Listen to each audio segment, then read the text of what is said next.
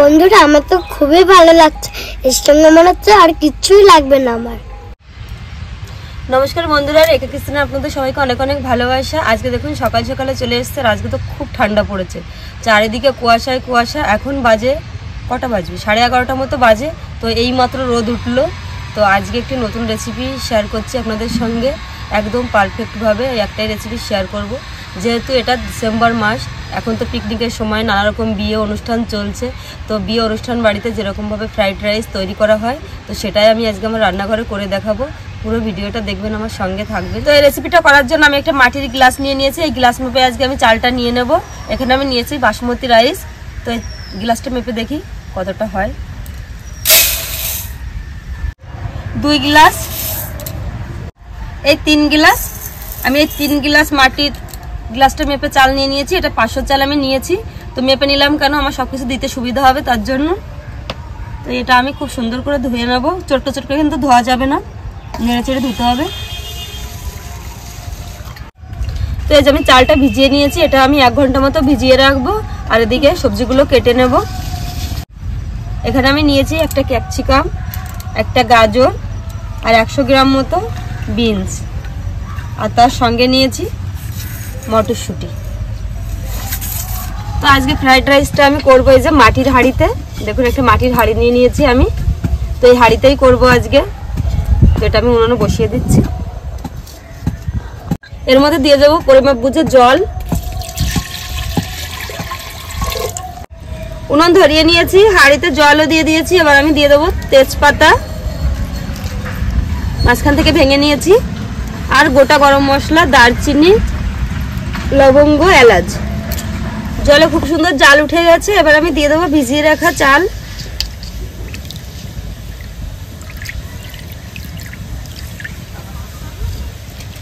এবার দিয়ে দেবো কেটে রাখা সবজিগুলো। এখানে আমি গাজর আর বিনস কেটে রেখেছি, দিয়ে দেবো।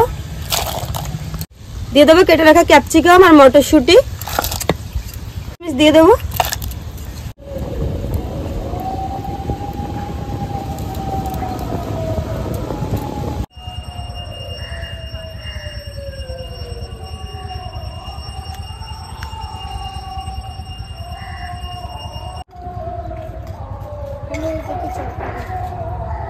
হয়ে গেছে রাইসটা। এবার একটা আমি ঢেলে নেব। তো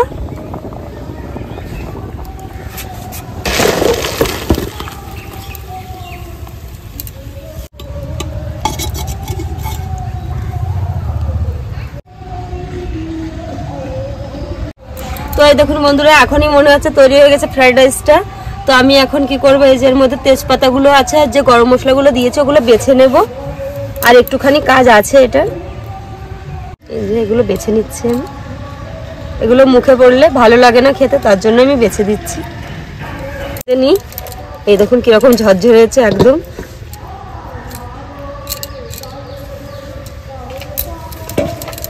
এরকম ঝাঁকি দিয়ে নিলে খুব সুন্দর ভাতগুলো যার যার মতো হয়ে যাবে।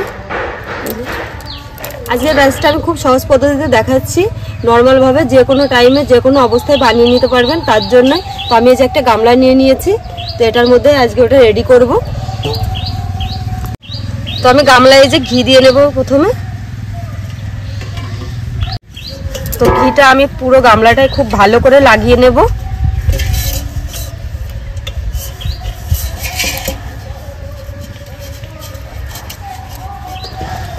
তো প্রথমে আমি এই যে কিছুটা রাইস ঢেলে নেব নিচে।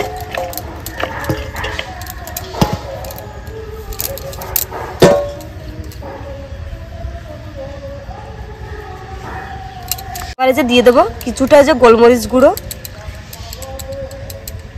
সামান্য লবণ, একদম অল্প, আর দিয়ে দেবো গুঁড়ো করে রাখা চিনি। আমি 2 চামচ মতো। তো আমি এর ওপর দিয়ে আবার দিয়ে দেবো রাইসগুলো।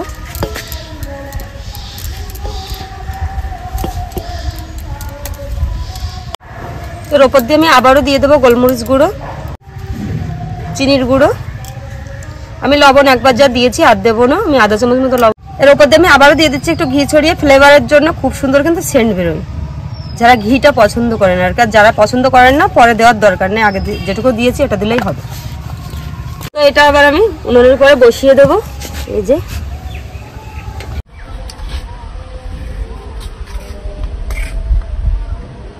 চাপা দিয়ে দেবো।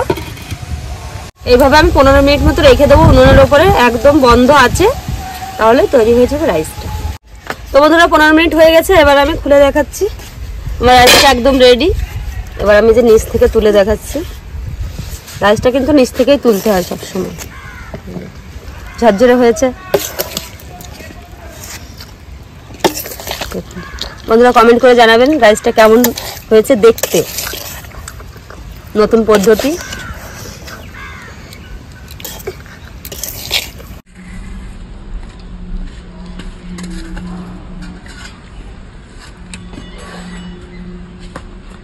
তো বন্ধুরা একদম রেডি এই যে এই রেসিপিটা। তো আপনারা বাড়িতে করে খেয়ে দেখবেন, আর কেমন লাগলো অবশ্যই কমেন্ট করে জানাবেন। আর আমাদের বাড়িতে হচ্ছে চিকেন, তো চিকেন দিয়ে এটা আজকে খাওয়া হবে, পিকনিক। অস্মিতা বলে এটা পিকনিক, তো সেটা সেরকম রেসিপি শেয়ার করছি। তো এবার অস্মিতাকে দেবো, খেয়ে দেখবে কেমন হয়েছে।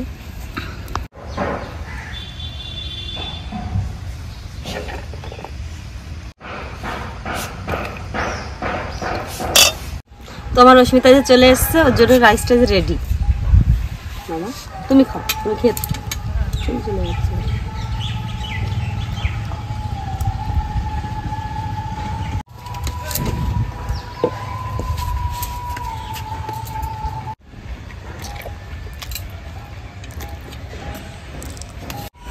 বন্ধুরা আমার তো খুবই ভালো লাগছে, এর সঙ্গে মনে হচ্ছে আর কিছুই লাগবে না আমার।